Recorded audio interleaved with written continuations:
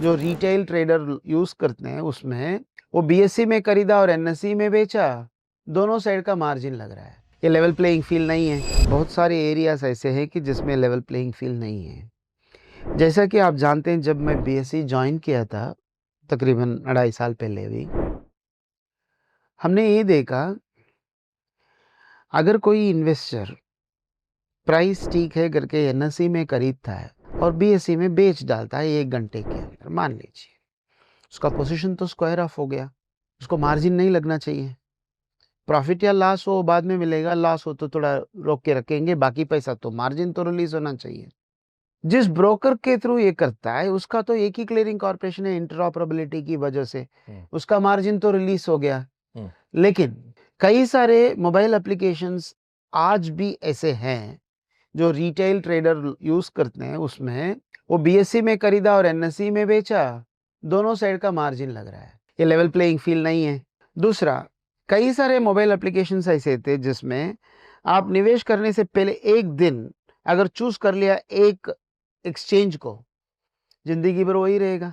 और ऐसे भी कई सारे एप्लीकेशन है जिसमें रोज ना एक टॉगल बटन ऊपर रहेगा, उसमें आप एक एक्सचेंज को ही चुनना है, तो चुन लिया तो वही एक्सचेंज का आएगा।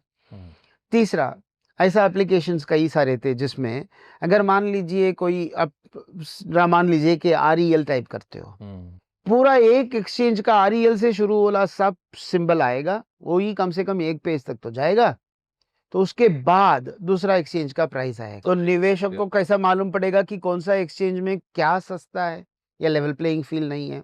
ऐसा बहुत सारी चीजें हैं जो ब्रोकर के एंड में ठीक कराना है, वो हम कर रहे हैं, बात कर रहे हैं, उनके साथ विचार विमर्श हो रहा है, उनको दिखा रहे हैं कि इसकी वजह से उन्हीं की निवेशक जो है, उन्हीं के ग्राहक जो है, उसका नुकसान हो रहा है। तो ये बदलाव आ रहा है, धीरे धीरे धीरे धीरे आ रहा है, लेकिन टाइम लग रहा है, लेकिन हो रहा है।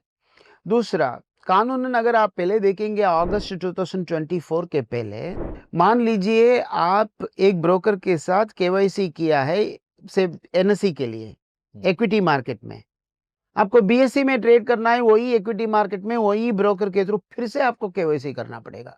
अरे क्लाइंट वही है, ब्रोकर वही है, स्टॉक वही है, एक्सचेंज अलग अलग है, तो केवाईसी कैसा बदल गया? अलग अलग केवाईसी की क्या जरूरत था? इसको बदलना पड़ा। ऐसे कई सारे कानून जो थे, जो लेवल प्लेइंग फील्ड को परमिट ही नहीं कर रहा था, उसको बदलना पड़ा। दूसरा, अभी कॉमन कॉन्ट्रैक्ट नोट के लिए जो बातचीत चल रही है, वो और एक नमूना है इसमें।